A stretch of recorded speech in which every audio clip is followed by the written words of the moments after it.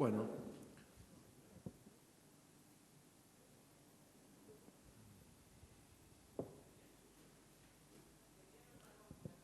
Bueno, buenas tardes.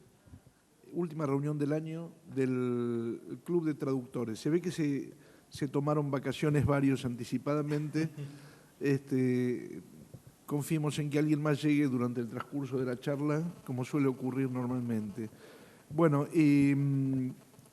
para quienes no estuvieron en las reuniones anteriores o que no vinieron nunca al club, cuando se terminan las exposiciones, esto es una conversación totalmente informal, no tiene nada de académico ni de científico. Entonces, una vez que terminamos la parte en la que tanto Omar como Alejandro van a hablar, existe la posibilidad de que esto se transforme en una conversación. Esperen en todo caso a recibir el micrófono porque todo se está filmando y si no hablan por el micrófono no quedan las preguntas y el diálogo queda trunco.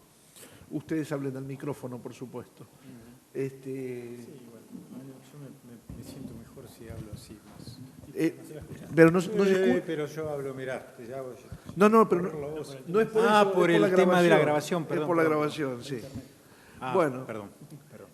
Entonces, bueno, a principio de año hicimos una charla con Alejandro a propósito justamente de la traducción literaria del ruso. La charla se vio interrumpida gracias a, no me acuerdo si fue de Nor o de Sur, pero se cortó la luz en la mitad y tuvimos que seguir charlando en el bar, pero no quedó prácticamente nada registrado.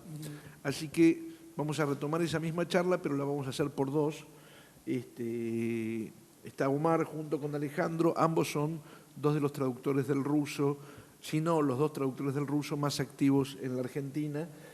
Y lo que se me ocurre que es interesante es que prácticamente son la primera generación de traductores que traduce directamente del ruso, porque como ustedes sabrán, antes en Argentina generalmente se mediaba fundamentalmente a través del francés, pero también del inglés, y si no, se recibían traducciones españolas. En décadas anteriores, en la década del 30 y del 40, fue muy activa la actividad que se hacía no me acuerdo cómo se llama en este momento la institución, yo te comentaba el otro día, sí, el Círculo de Amigos Sarku. Y llegaban a la Argentina muchos libros traducidos del ruso, pero en Moscú, en ediciones directamente de Moscú, que seguramente la hacían los republicanos españoles que estaban viviendo allá o algún latinoamericano que había quedado en Rusia, y fue enorme la cantidad de ediciones que llegaron, pero en un castellano que también era muy artificial para nosotros. Y bueno, gracias a la labor que tanto Omar como Alejandro y alguna otra persona más están emprendiendo, empezamos a descubrir que, por ejemplo, Dostoyevsky tiene un estilo o que Chekhov es más sutil de lo que nos habían revelado nuestros amigos españoles hasta el momento. Los dejo entonces con Omar, que es quien va a comenzar la charla. Bueno, nosotros sí teníamos un título por ahí, ¿no es cierto? Oralidad, tradición. A mí me interesa mucho el tema de la oralidad, porque la lengua literaria rusa, a diferencia de la nuestra, tiene una, a diferencia de la lengua literaria o de la prosa literaria en español, tiene por razones históricas, una más marcada orientación a la oralidad en general, ¿no es cierto? Esto es a partir de las famosas reformas, ¿no es cierto?, que Pedro el Grande, mediante las cuales Pedro el Grande, a comienzos del siglo XVII, a comienzos del siglo XVIII, occidentaliza, se propone occidentalizar Rusia, la propia lengua rusa, ¿no es cierto?, sufre un terrible aluvión de voces, ¿no es cierto?,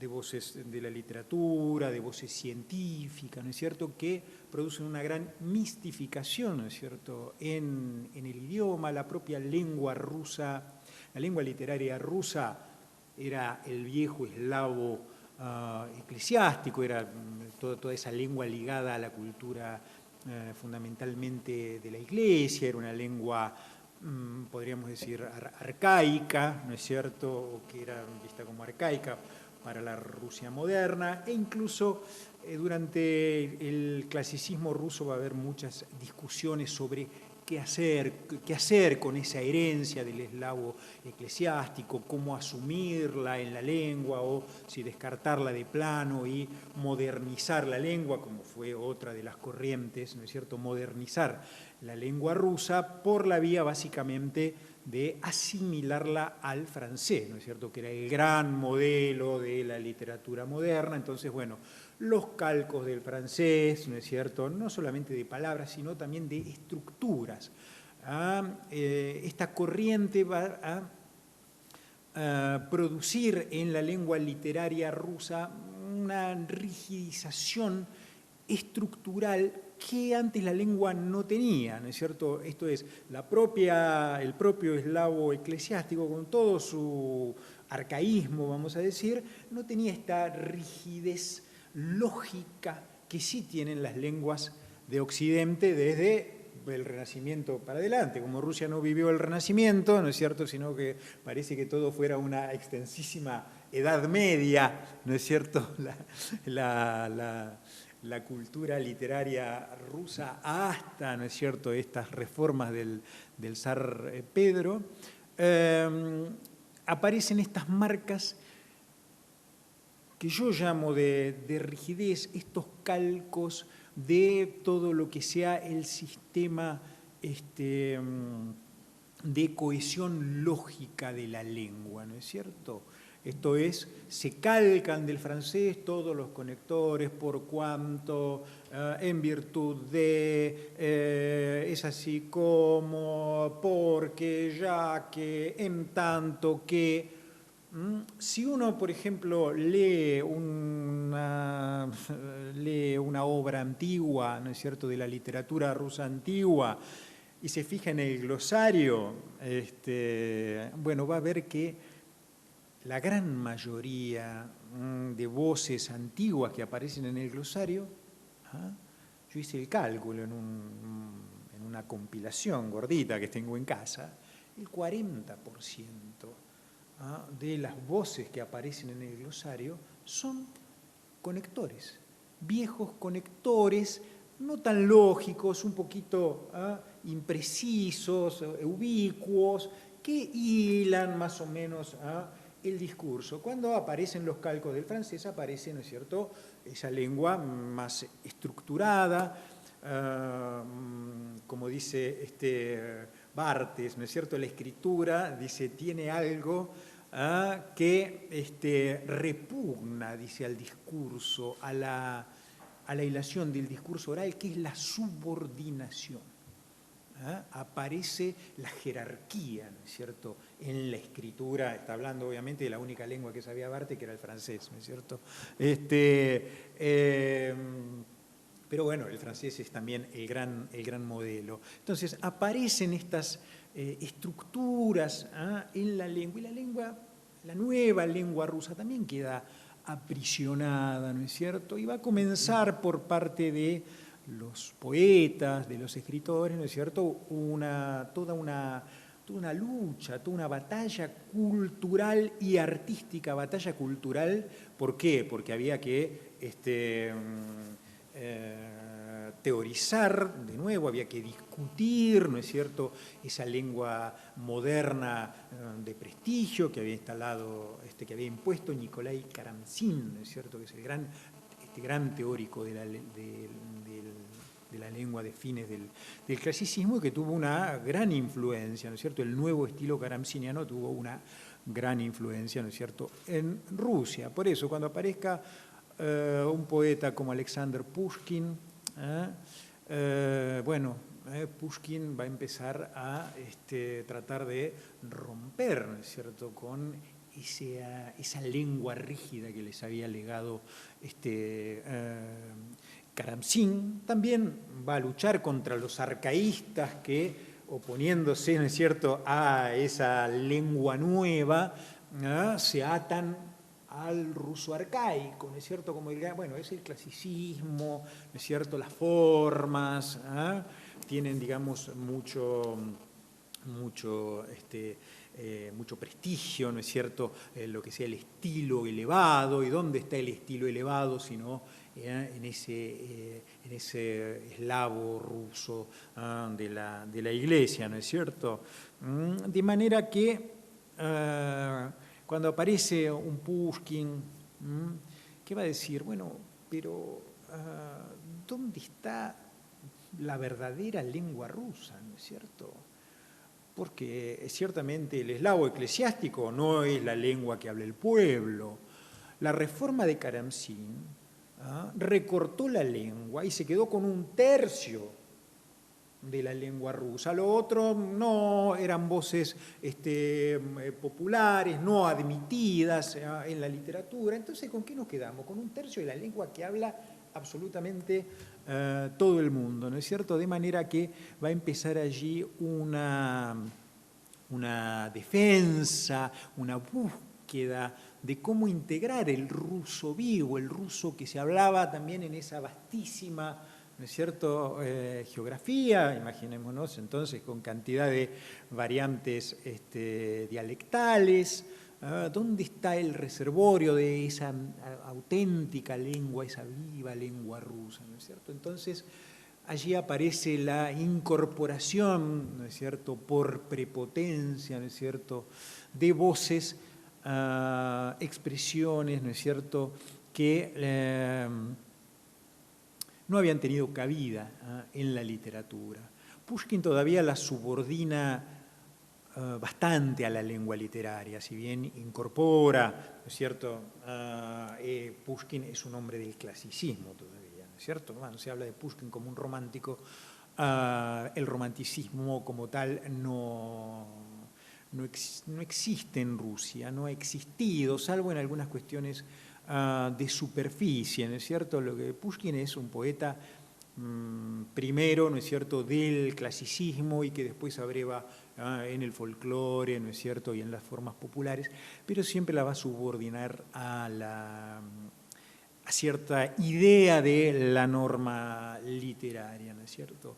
El que va a producir la gran revolución, ¿no es cierto?, en la prosa literaria va a ser poquitito después Nikolai Gogol, ¿no es cierto? Gogol es el primer gran prosista, artista, creador, prosista, ¿no es cierto?, con una prosa absolutamente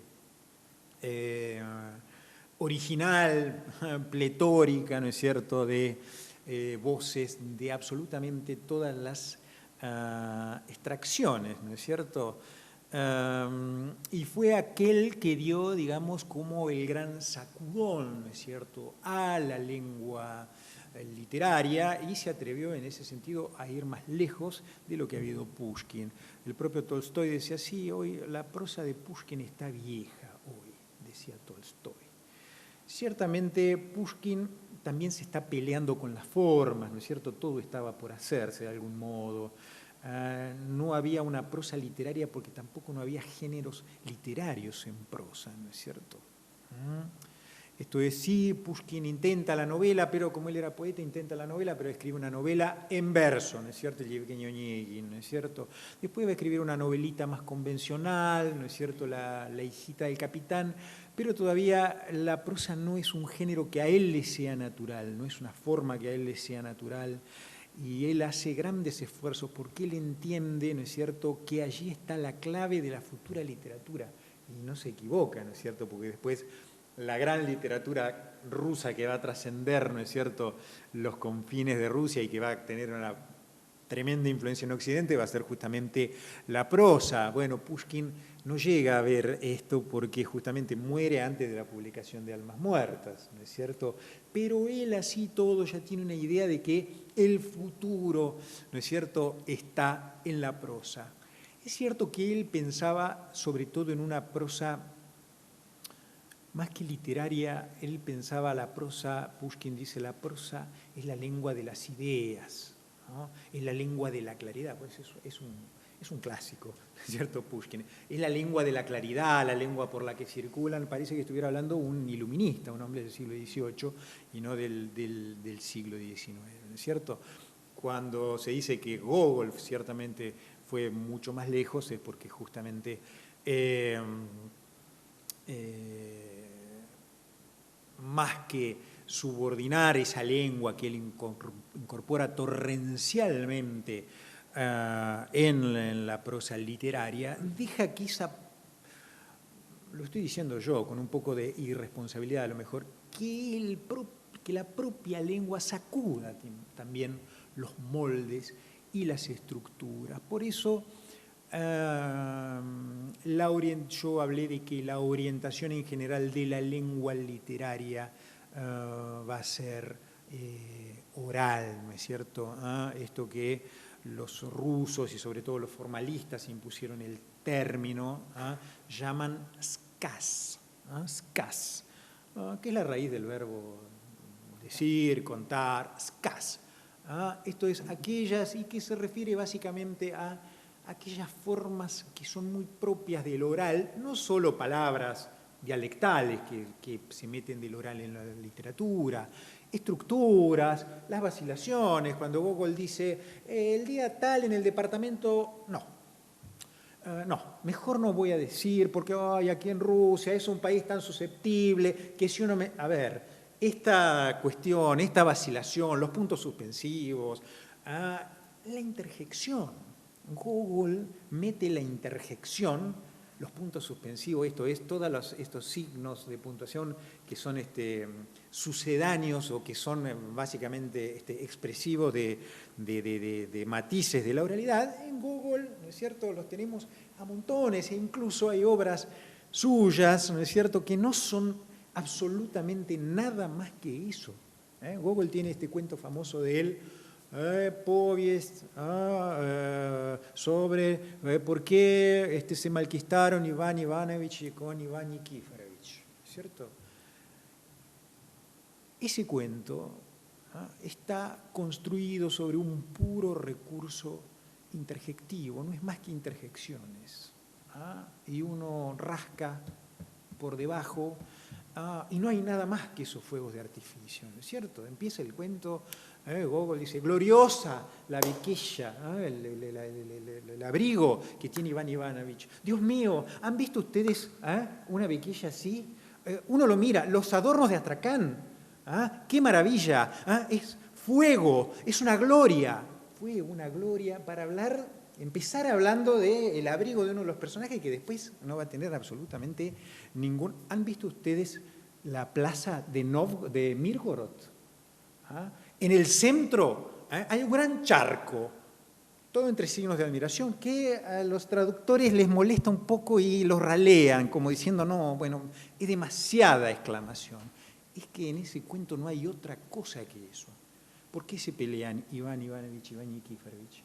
Porque uno en un momento le dice al otro ganso, pero ya le ha dicho otras barbaridades. Sin embargo, ¿por qué no se va usted a besarse con su cerda? El otro no se inmuta por eso, pero un exabrupto también, una interjección así, ganso. Bueno, por esa razón se malquistan Iván Ivanovich y Iván Nikiforovich, ¿no es cierto? No hay nada más que esa, por esa tontería, no hay más que ese hervor, ¿no es cierto?, de exclamaciones, gritos, o, que podríamos reducir a una sucesión, ¿no?, de Esto es, uno podría reducir todo el cuento y decir, ¿de qué trata? Trata de ¿Cómo se despide Gogol? ¿Cómo cierra el cuento? No hay forma de cerrar ese cuento. Otra interjección. Qué hastío este mundo, señores. Seguimos después.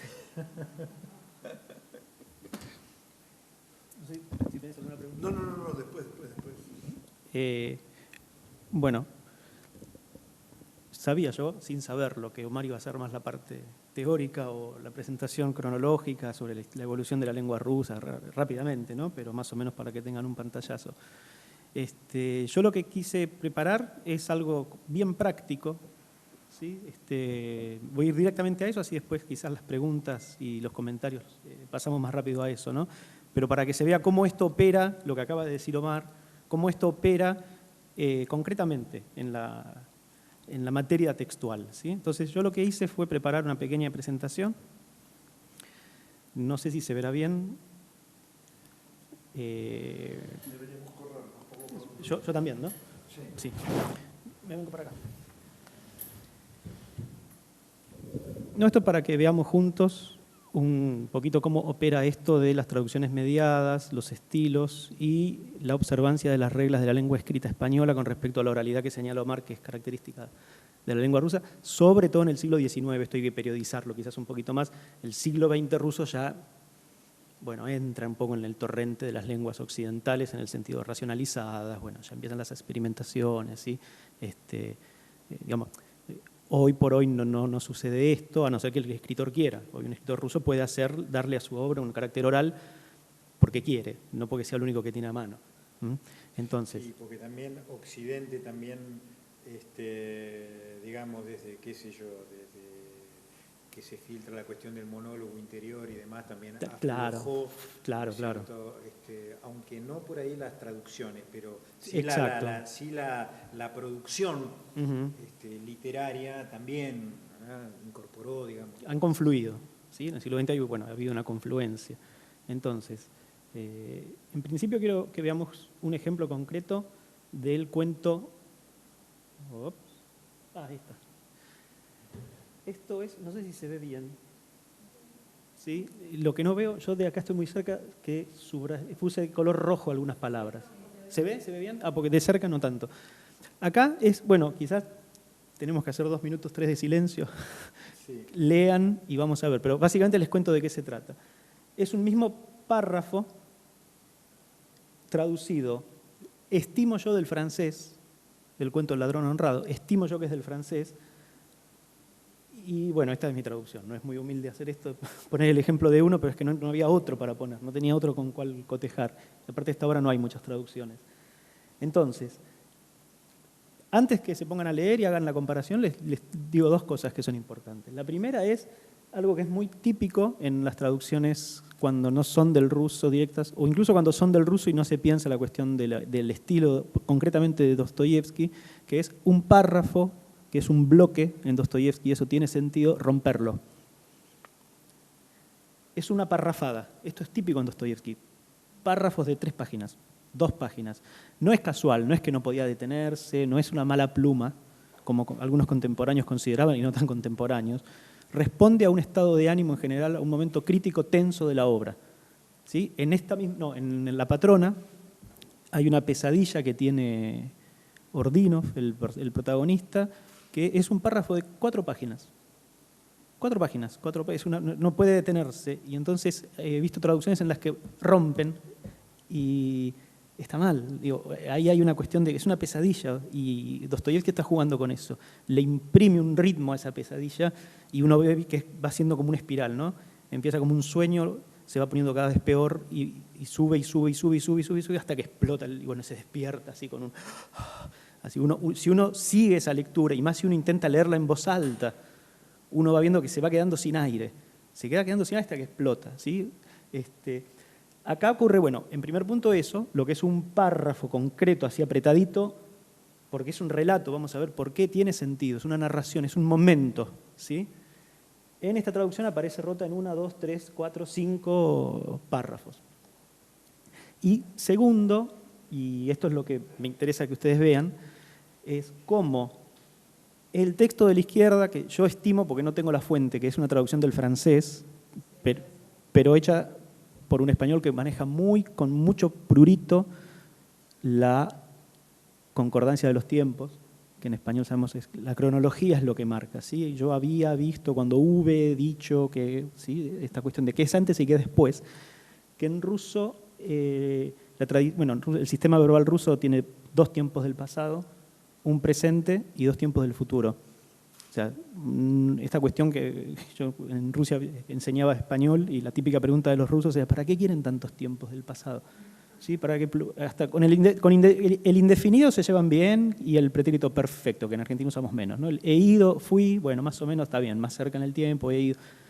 Pero cuando empieza ya el iba y el había ido, ¿sí? Los 4 que usamos permanentemente nosotros y que eso después reduplica casi en subjuntivo, entonces, bueno, los marea eso a los rusos. Eso no tienen esa categoría. No es el vodka lo que los marea. No. Entonces, acá, bueno, yo voy a hacer silencio, ustedes lean y van a ver un texto que respeta las formas del, ante todo, la concordancia de los tiempos, y fíjense en la concentración de este traductor, sea del francés o sea del español cuando tradujo del francés, en establecer claramente qué fue antes y qué fue después. ¿Sí? Y a la derecha, el relato, bueno, tal cual como yo lo veo en Dostoyevsky, ¿sí? Que sobre todo es un relato, volviendo a lo que decía Omar, ¿no? La oralidad en una narración, la narración se cuenta en presente. ¿Sí? No es algo que esto como cuando uno, en Argentina eso lo usamos, ¿no? Cuando dice, ¿sabes que ayer salgo del cine y me encuentro y voy y hablo y me pasó y me caigo? Es un recurso, no es casual, uno está actualizando, es como que está pasando ahora, en este momento. Si no es, bueno, ayer cuando yo ya había salido del trabajo, fui, y no estamos pensando todo el tiempo con esas categorías en la narración oral. ¿Sí? Eso es más propio del ensayo, cuando uno, bueno, una prosa racionalizada, pensada. Entonces, bueno, les doy 2 minutos, y lean y lo comentamos. Me corro.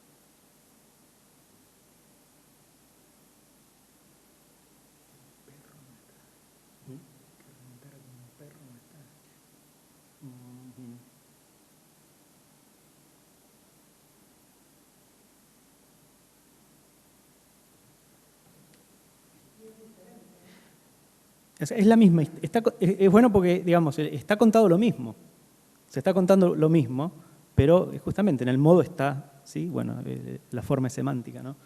Eso ya lo sabemos. No sé, yo prefiero que comenten ustedes, no yo. que ven acá. A mí hay una cosa que me llama la atención, que es, acá dice, ¿y qué aspecto traía, Dios mío? Tenía el rostro completamente amoratado, los cabellos horriblemente sucios, y todo en él, o sea, en el rostro, evidenciaba que aquellos días había dormido en el arroyo. Ahí dice, miro y veo a Emelia que entra, todo amoratado, con los pelos sucios, como si hubiera dormido en la calle, todo demacrado y flaco como una espiga. Da la sensación como que en la tuya falta el rostro. A ver, ¿para qué no lo veo acá? El rostro amoratado. Todo amoratado, claro, como dice todo amoratado. Todo amoratado. Si no tengo el original acá para chequear si está la palabra rostro o no, o la supuso el traductor que está aquí. Claro. Digamos, habría que suponer que falta un rostro, porque si no tendría que ser que la que está amoratada es ella, pero... Emilia es el Ah. es un nombre, ¿sí? Ah, es un hombre, es un hombre. Es un nombre que es el diminutivo. Ah. Pero, sí, todo amoratado. Lástima que no traje acá el original de ese fragmento. Todo amoratado. En la última frase dice que ya lo había estado buscando el día anterior Sí. y que hubiera seguido buscándolo, que iba a salir Sí. a buscarlo por las sábanas. En cambio vos decís, en tu traducción se entiende que si no hubiera vuelto, entonces saldría por primera vez. No, está lo mismo. Ayer estuve buscándote y hoy me proponía hacer lo mismo. Sí, por eso en esa era ayer y hoy. Sí. En la tuya dice, si hubieras tardado un poco Ah, más. sí. Hoy ha habido por las tabernas en tu búsqueda. Claro. O sea, eso no está en el original. Ah, Claro. A eso un poco me refería, ¿no? Lástima que no traje, porque trabajé con el original, ahora les voy a dar un ejemplo, pero no se me ocurrió poner el original. Pero tendrán que confiar en mí. Pero, ¿qué ven? Yo tengo un par de cosas para decir, pero no quiero decirlas yo. Esperá a tener el micrófono, por favor. Ah. Y vos no te lo guardes, ¿eh? vos sabés cómo soy yo con el micrófono. Un poco atento a lo que vos habías explicado antes. El segundo texto, la segunda traducción, no solamente es más compacta y respeta lo que vos dijiste que era el párrafo original, la forma, sino que me parece como mucho más vívida la descripción de los hechos, porque apela a este presente, ¿no? Que es como si me lo estuviera contando al oído. Exacto. ¿Sí? Fíjense la cantidad de pluscuamperfectos que aparecen acá, imperfectos, V, el pretérito anterior. Esto lo podemos perdonar por una cuestión de tiempo, ¿no? Hoy ya no se utiliza, pero antes sí. Y sobre todo los marcadores temporales que no aparecen, que vos decías, ayer estuve. ¿Sí? Que no está. Si hubieras tardado, ¿sí? Entonces, esto es una de las cosas que lo pongo como ejemplo, ¿no? Para ilustrar un poco lo que decía Omar. Y otra cosa que yo veo en la traducción que es habitual en toda traducción, no solo del ruso, toda traducción de cualquier idioma, que son sobreexplícitas. ¿Sí? Fíjense que un párrafo es mucho más largo que el otro. Está bien, lo rompió, pero más allá de eso, ¿por qué dar más información de la que en el texto original está? A veces quizás es necesario para el lector de la lengua de llegada poner una notita, o para evitar una nota al pie, a veces uno carga un poco el texto, ¿no? Entonces, bueno, ¿para qué? Decir, bueno, caminó por la Nevsky, nota al pie, típica avenida principal de San Petersburgo, a eso se puede poner, caminó por la avenida Nevsky, bueno, estoy agregando una palabra que me evita hacer una nota al pie, yo eso todo el tiempo lo hago, ¿no? Un tren, explico, si es solamente el nombre de un restaurante de moda, yo pongo, bueno, fueron a, no sé, fueron a Jean-Jacques. Entonces yo pongo, fueron al restaurante Jean-Jacques. Y ya me evito estar poniendo una nota al pie, típico restaurante que estuvo de moda en San Petersburgo en los años 1840. ¿Sí? ¿Para qué? Fueron a un restaurante, punto. ¿Sí? A no ser que el restaurante tenga cierta importancia en la obra. Y esto pasa en todas las lenguas. Yo cotejé hice una vez el trabajo opuesto. Siempre con los traductores de ruso decimos a los editores, ¿no? Una traducción del ruso, el texto se va a agrandar un 10, un 15%. Es así, porque el ruso tiene casos de declinación, entonces evita muchas veces las preposiciones, no tiene artículos, entonces sáquenle un texto castellano todos los artículos. El, la, los, las, una, unos, se achica muchísimo, ¿sí?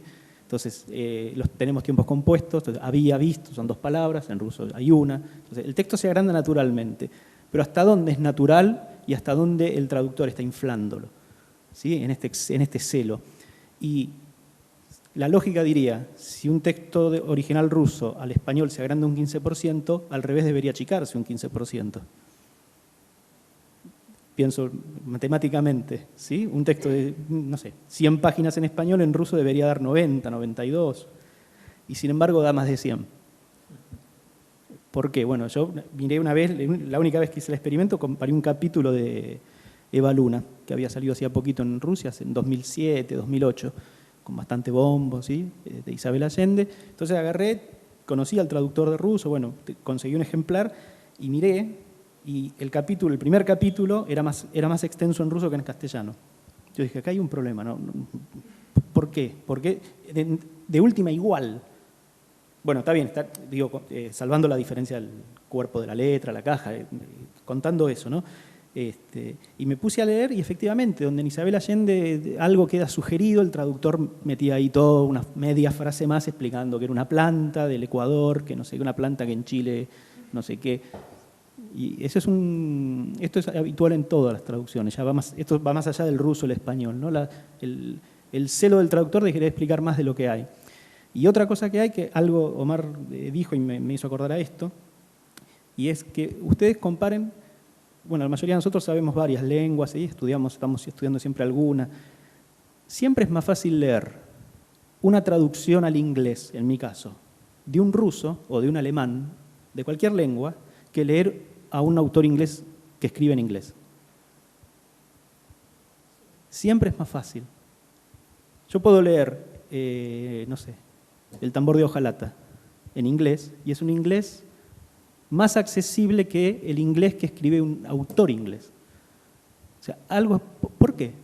Porque las traducciones son más legibles, más accesibles que lo que se escribe en la lengua original. Me ha pasado en francés también, leer, no sé, fragmentos de Dostoyevsky. Yo comparo siempre cuando traduzco, voy comparando. Leo a Dostoyevsky en francés y es un francés que a mí, con mi conocimiento del francés, me cierra. Me pongo a leer a autores franceses y ya empiezo a sentir que me tengo que amacar un poco más, ¿sí? Tengo que ir más al diccionario, tengo que releer un párrafo para entender el sentido. Entonces, ahí hay algo que, bueno, lo dejo ahí, no voy a dar una respuesta, pero no sé si tiene que ver con la competencia de los traductores. Estimo que a veces sí, a veces no. La mayoría de las veces para mí es un criterio conservador. ¿Sí? El traductor no se suelta, como quizás un autor, no se suelta. Entonces, bueno, va a las formas tradicionales, ¿sí? Uno no arriesga. Ante el riesgo mejor ir a lo seguro. Bueno, este es un ejemplo que quería dar. ¿Algún comentario más sobre esto? Sí. Perdón, yo apuntaría, digamos, a esa cuestión, ¿no es cierto? Bueno, dicen que el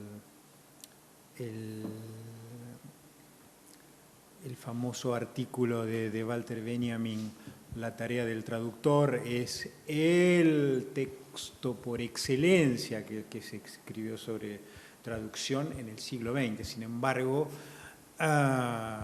es un texto escasamente transitado, evidentemente, porque, digamos, Benjamin, y yo creo que ahí está la clave de lo que vos decís, Alejandro. Benjamin empieza diciendo, ¿no es cierto?, que ningún artista realiza su obra pensando en el destinatario, ¿no? En favorecer, en brindar un mensaje claro al destinatario, ¿no es cierto? No es el cometido ese del artista.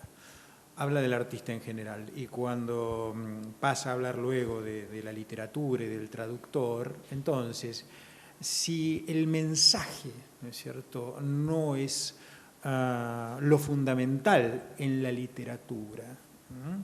¿Por qué tendría que preocuparse un traductor, ¿no es cierto?, por aclarar, por explicar, por servir al lector y, en todo caso, transmitir lo que él llama un contenido no esencial? Eso no es lo esencial en una obra de arte, ¿no es cierto? La claridad, el mensaje. Eso es una segunda instancia, ¿no?, como hablábamos de este cuento de Gogol. Entonces, me parece que la clave está ahí, en que los traductores facilitan aclaran, explican, sirven, empaquetan, entonces es clarísimo, ¿no es cierto? En castellano, yo digo, ¿cuál es el rasgo de la traducción de cualquier libro que uno agarre al azar en la biblioteca, ¿no es cierto?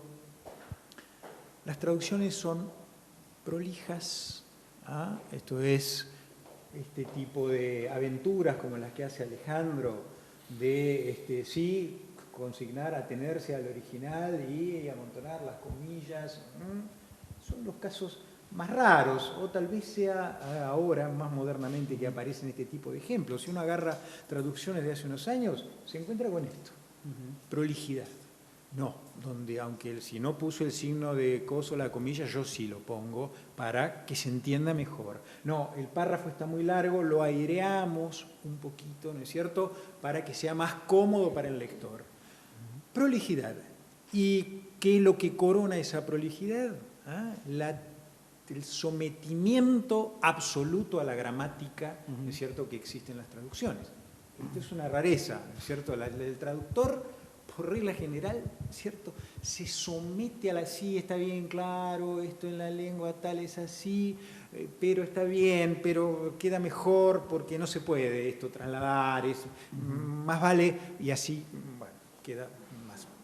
es mejor así, ¿no es cierto? Me parece que la clave de esto que vos decís está ahí, en ese deseo de facilitar, ordenar, clarificar. Esto es clasicismo, nuevamente, en la prosa. Sí, o la clave está en el editor. Sí, hay cuestiones que también esto y es a mí me ha pasado, no sé, la experiencia de ustedes traduciendo de sus lenguas, que quizás el editor te dice, o el corrector, pero este párrafo porque está un poco... Y vos decís, pero está así en el original, es un párrafo un poco oscuro, largo, ¿sí? O a mí me han dicho una vez, pero hay un párrafo tan largo, ¿por qué no lo dividís? Yo me puse loco, digo, no, ni lo toquen. O sea que a veces quizás, en la traducción hay un error importante que es creer que es un trabajo individual. Uno traduce y yo acepto las correcciones, muchas veces las discuto, muchas veces sí, las entiendo, que hay un corrector, hay un editor, hay un mercado, hay un público y uno tiene que hacer, uno es parte de esa cadena. ¿Sí? No se resuelve todo en mi conciencia, en mi cabeza. Seré la parte principal en lo que hace la traducción, pero bueno, un editor a veces te dice, bueno, no sé, desde el vamos, un libro puede ser, mira, este libro va a ir para una colección juvenil. Entonces vos ya traducís pensando en un público juvenil, que no es lo mismo una edición académica, que sí, abundás en notas, comentarios, ¿sí? Te podés permitir más un conocimiento erudito, ponerlo de manifiesto. O sea, desde el vamos ya el traductor tiene asignada la tarea. No es que, bueno, hacé lo que vos quieras. Muy pocas veces ocurre que alguien te diga, hacé lo que se te cante. No, esto va a ir a una serie clase. Yo siempre pregunto, incluso hay veces que el editor no es consciente de esto. Y yo pregunto, bueno, pero a ver, ustedes quieren tal libro, ¿dónde va a ir? ¿Cuál es el público? ¿Cuál es digamos, un público general? Una serie clásica, que bueno, son todos textos clásicos con muchas notas, bibliografía al final. Pues ya, no sé si la traducción es diferente, que creo que en parte sí, pero la actitud del traductor es otra, ¿sí? Es como, bueno, acaso incorrectamente, pero si a mí me dicen que un texto va a ir para una colección juvenil, me dicen, no, sin notas. Bueno, yo trato de agilizar, ¿sí? Yo ya sé que ahí la cosa pasa por tratar de agilizar, el lector no quiere detenerse. Si es una edición académica, entonces yo me puedo permitir, bueno, mucha nota, mucho comentario, porque es otro público, son profesores universitarios, entonces no molesta la nota, el comentario, ¿sí? Por eso digo, el traductor no es el que decide todo. Pero bueno, lo que dice Omar sí es cierto, sí, indudablemente. Y otra cosa que quería decir, para mostrar dos ejemplos más, estoy en el mundo de la traducción. Lo que hemos visto, no sé si algún comentario más hay con respecto a esto. Eso es exacto. Típico en las traducciones del ruso. El ruso sobreabunda en diminutivos. No siempre hay que traducir todo lo que está en ruso en diminutivo, hay que ponerlo en castellano porque en ruso es natural y en castellano es cargoso. Si yo digo, bueno, la manito, le agarró el vasito sobre la mesita y el microfonito, en español termina generando un efecto desagradable, pero puedo salvar alguno. ¿Sí? Con la manito tomo el vaso sobre la mesa y tomo el microfonito. Bueno, salvo cada uno eso, no hay una regla, ¿sí? Pero trato de salvar ese... Bueno, es muy común que en las traducciones, yo creo que tiene que ver porque el francés no lo tiene. Y el francés no tiene diminutivo, ¿sí? Le petit, le petit, le petit.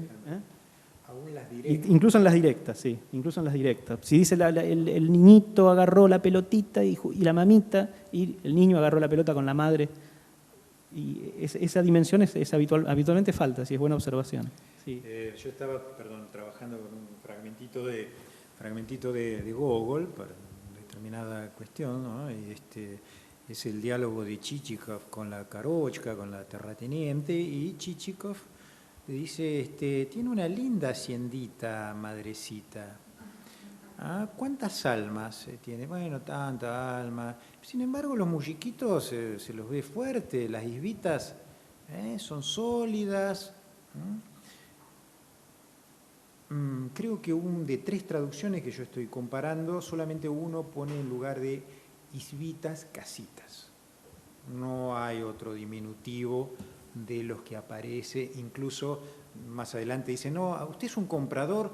No, yo ando viajando por mis asuntillos, Dielishki, ni siquiera asuntito, asuntillos. ¿Usted qué compra? ¿Compra cáñamo? ¿Compra? No, otra mercancillita. Anda comprando muertos, Chichikov, ¿no es cierto? Entonces, estos diminutivos forman parte también de cierto trato relajado que tiene Chichikov así con esta señora, ironía. ¿Por qué no traducen los diminutivos como si fueran estuvieran malditos en la lengua castellana, ¿no es cierto? Sí. Entonces, es una cuestión, una correctora, el comienzo de Los Hermanos Karamazov, el primer capítulo es historia de una familita. La correctora dice, no, familia. Chequeé 5 traducciones, no sé qué, había ido a la biblioteca, en todas dice familia. Lo siento, en ruso dice семейка. Y además los Karamazov son una familita, ¿qué familita? La familia tipo rusa del siglo XIX, ¿no es cierto? Los hermanos Karamazov. Tratándose de Dostoyevsky, del humor siniestro, ¿no es cierto? Los Karamazov son una familita, como lo entendemos nosotros en castellano también, sí. ¿No es cierto? Con esa doble cuestión. No van, es la tradición. Yo también, además de la tradición, como esto casi como una nota al pie que me hago a mí mismo, es si a veces quizás el tema de que el diminutivo es tan familiar para nosotros no tiene que ver con que en el Río de la Plata funciona así. Yo no sé, tendría que chequearlo, si el diminutivo funciona igual en todo el mundo hispanohablante. En Argentina funciona perfectamente, por lo menos lo que yo conozco, que es el rioplatense, ¿sí? No sé si no será cargoso en cierta región de España, no sé, me lo pregunto, lo pongo con signo de pregunta. Quizás uno da por sentado que su variante lingüística es la ecuménica y quizás, no sé, un colombiano, supongo, no sé, quizás le molesta tanto diminutivo y un porteño no. Porque nosotros usamos muchos diminutivos en Buenos Aires.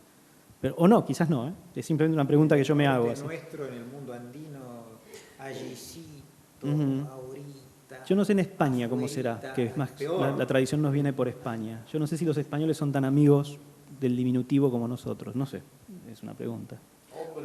Hombre, tío, ¿sí? Bueno, y estoy en el mundo de la traducción, y ya para ir cerrando, y muestro algo más, que es también... un reflejo del recorrido que había hecho Omar, hay un dato que es importante. La ortografía rusa en el siglo XIX no es la ortografía rusa del siglo XX. En 1918 se lleva adelante una reforma de la ortografía bastante sensata.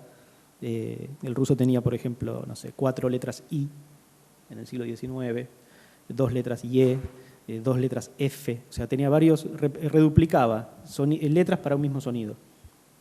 Cada tanto en castellano se levanta un poco de polvareda con esto, ¿sí? García Márquez dijo hay que eliminar la H, ya Sarmiento, ¿no? O sea, digamos, en ese estilo, ¿sí? Entonces, desde el siglo XIX se venía discutiendo la necesidad de una reforma, el último tercio del siglo XIX, hubo algunos escritores que ya empezaron a escribir con Sarmiento tiene también un texto, creo, escrito con cómo sería el castellano que él propone. Y bueno, pero es hasta la Revolución, los bolcheviques son los que definitivamente llevan adelante la reforma. El que estampa la firma en el decreto fue Lunacharsky. En 1920 creo que le meten el decreto, pero la reforma se instrumentaliza en el 18.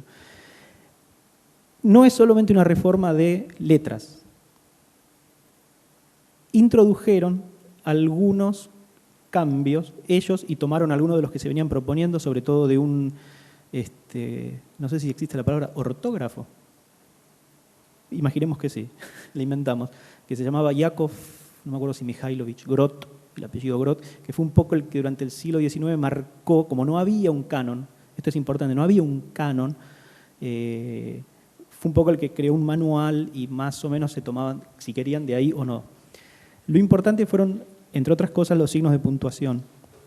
La reforma de lo que ya proponía Grot y lo que tomaron los bolcheviques, y tiene que ver con esto, los bolcheviques que vienen de la tradición, comienza con el liberalismo y llega hasta, bueno, que es la racionalización del lenguaje, ¿sí? La racionalización, le dan a la puntuación un carácter escrito. O sea, los signos de puntuación se adecuan, van en función de la escritura. Entonces, por ejemplo, sin embargo, va con coma. Digo un ejemplo, ¿sí? Como si dijéramos, sin embargo, coma. Digamos, los conectores van con coma. En ruso, las subordinadas van con coma. Por ejemplo, si yo en español digo, yo quiero que vayas al cine, ¿sí? O él me dijo que no vendría. En español poner una coma ahí es inconcebible. En ruso se pone la coma después del verbo. Él me dijo que no vendría. Él me dijo, coma, que no vendría. Yo quiero que vayas al cine. Yo quiero, coma, que vayas al cine. ¿Sí?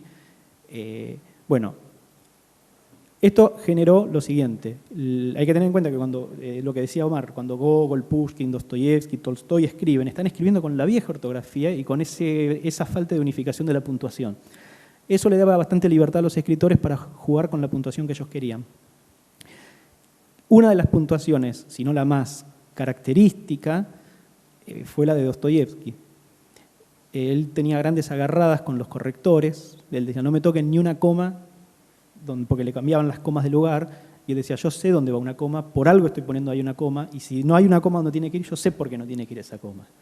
¿Sí? Eran fuertes agarradas.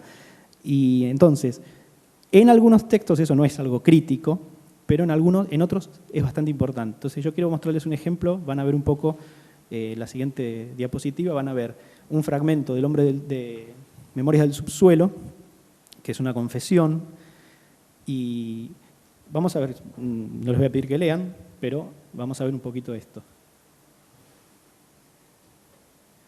A la izquierda tenemos el texto ruso tal como lo escribe Dostoyevsky, o sea, no sé si lo van a ver, no importa, pero hay algunas letras, algunas palabras se escribían separado, se escribían se escribían unidas y ahora se separan, o viceversa, ¿sí? Esto no importa.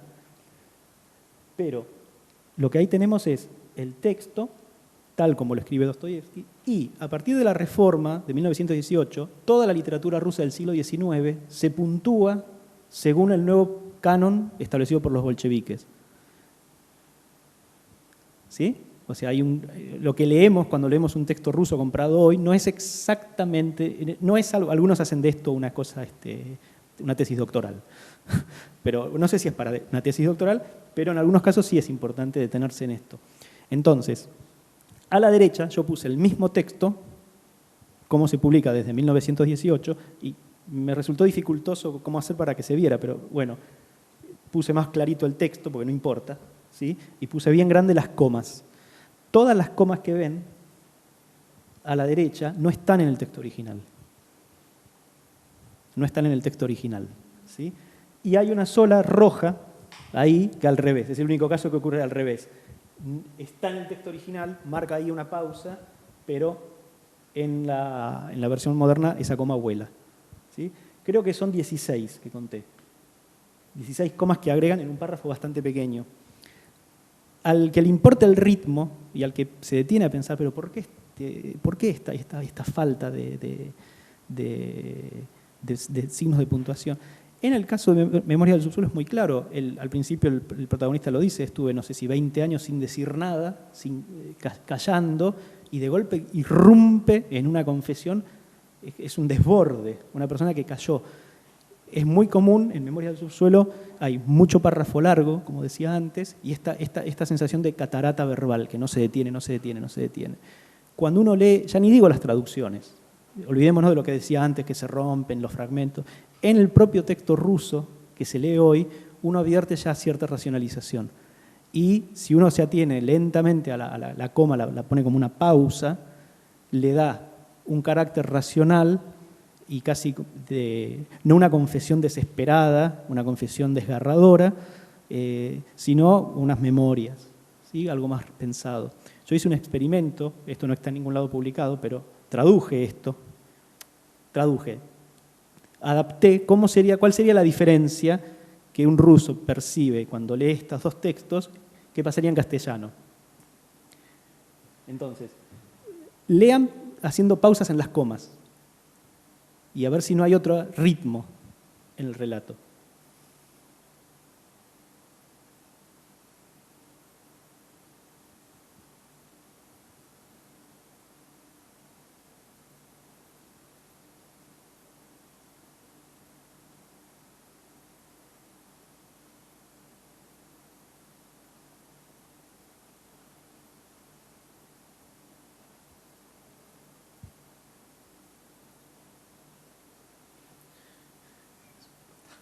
¿Mm?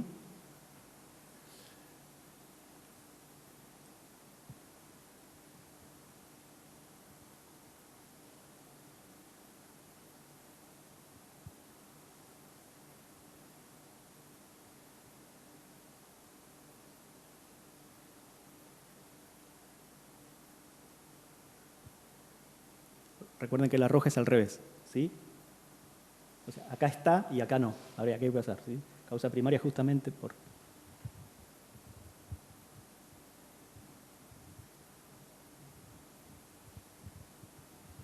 ¿Se siente la diferencia en el ritmo, ¿sí? En el ritmo, en la musicalidad, en la melodía que lleva el texto? Bueno, esto también es algo que uno se encuentra cuando traduce del ruso, ¿sí? En algunos casos, y en el de Dostoyevski es importante, por ejemplo, en Dostoyevski escribía Dios con mayúscula, y, por ejemplo, los pronombres personales cuando referían a Dios también con mayúsculas, ¿sí? A ti, tú. En las ediciones soviéticas, el Dios se escribía con minúscula, y correspondientemente todo lo que hacía referencia, ¿sí? Tú, a ti, todo con minúscula. Incluso hay un detalle interesante en una obra, en una edición soviética, en la que en el discurso del Gran Inquisidor se menciona a él, nosotros estamos con él, en el sentido de con Satán, ¿sí? Y cuando escriben él, escriben con mayúscula. Y en Dostoyevski es con minúscula. Digamos, Dios escribe con mayúscula y él, la fuerza, el otro, el diablo, el él es con minúscula. Bueno, hay una edición soviética que hizo al revés. Yo no sé si, bueno, como una tomada de pelo, pero todo lo que es Dios aparece en minúscula y estamos con él con mayúscula, ¿sí? Es un detalle. Hay una cosa, es increíble, pero acabas es una hipótesis, ¿no? Pero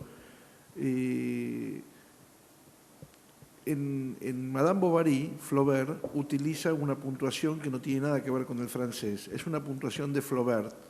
Normalmente los traductores tienden a corregir esa puntuación y el único que dijo que hay que respetarla es Nabokov, que dijo que es un error que los traductores normalicen la traducción de Flaubert a cómo funciona en inglés, cómo funciona en castellano, etcétera, etcétera. Por lo que estás comentando ahora, resulta bastante interesante que sea justamente un ruso el que haga esa observación respecto de una anomalía en el francés. Realmente me llamó mucho la atención eso. Sí. Bueno, quizás tiene que ver con lo que decía Omar, ¿no? Viene de la tradición más oral y es un poquito más sensible a eso. Bueno, el tema es que el componente en un autor como Dostoyevski o como en Gogol, el componente entonacional, hablábamos, para volver un poco a la oralidad, es fundamental. El componente y de energía de la frase, ¿no es cierto? No solamente la frase, no solamente dice, la frase hace. Dostoyevski empiezan los hermanos Karamazov. Alexei Fyodorovich Karamazov fue el tercer hijo del terrateniente de nuestro distrito, Fyodor Pavlovich Karamazov, tan conocido en su tiempo, y aún hoy todavía se lo recuerda con frecuencia, por su oscuro y trágico fallecimiento, acaecido hace exactamente 13 años atrás. Está hablando de Fyodor Pavlovich Karamazov. Después vamos a ver quién es Fyodor Pavlovich Karamazov. Pero ese cierto engolamiento de la frase, ese arco, también tiene que ver también con la ironía, esto de la familita, y bueno, vamos a hablar de un terrateniente, caramba, no estamos hablando de cualquier mujik, vamos a hablar de Fyodor, todavía se lo recuerda, Fyodor Pavlovich Karamazov, ¿no es cierto? Esto es, esas curvas, ¿no?, que por ahí en las traducciones que uno chequea, no, porque es muy largo, acomodemos mejor, o entre dos comas para que no se tenga que quedarnos sin respiración para llegar al final. Es un clásico, y ahí a Dostoyevsky, que además muchas de sus obras él las dicta, Claro. Dicta igual que Gogol, tomaban apuntes, después dictaban. Entonces el trámite de lo oral en el paso a la escritura era fundamental, porque estaba el copista o la copista, Ana Grigorievna, que se reía o lloraba cuando el marido le dictaba, se reía carcajada, ella misma lo cuenta en su memoria. Entonces, ¿cómo no iba a ser estimulante, o cómo no va a tener pertinencia y, digamos, esa energía, esa parábola que hace, ¿no es cierto?, toda la frase, que estas comas acá es como ir tropezando, ¿no es cierto?, si uno se atiene a la coma, avanza por el texto a los tropezones. Es insoportable, digamos, leerlo si uno leyera teniendo en cuenta absolutamente todas las comas, ¿cierto? Bueno, me parece que es el momento, creo que se tiraron una cantidad de temas que nos dejan hasta cierto punto pasmados, así que creo que es un buen momento para que, si alguien tiene algo para decir a propósito de lo que se acaba de comentar. Quería hacer solo una pequeña defensa del verbo ruso. Estoy muy de acuerdo con toda la discusión. ¿Perdón? Una defensa del verbo ruso. Del verbo. Sí, porque si bien el sistema temporal no es tan analítico, tan abundante en cantidad de tiempos, tienen la categoría de aspecto. Claro. Que nosotros manejamos tiempos perfectos o imperfectos, ellos tienen, para los que no son de ruso, estoy hablando lógicamente, la categoría vid, que es el aspecto perfectivo o imperfectivo, que es una de las categorías que le aporta mayor riqueza a la temporalidad en el ruso, en lo que considero que he estudiado, además de la estructura de los prefijos y de los sufijos que contienen los verbos, que también ayudan como recurso para marcar cómo transcurre el tiempo en esta lengua, con una riqueza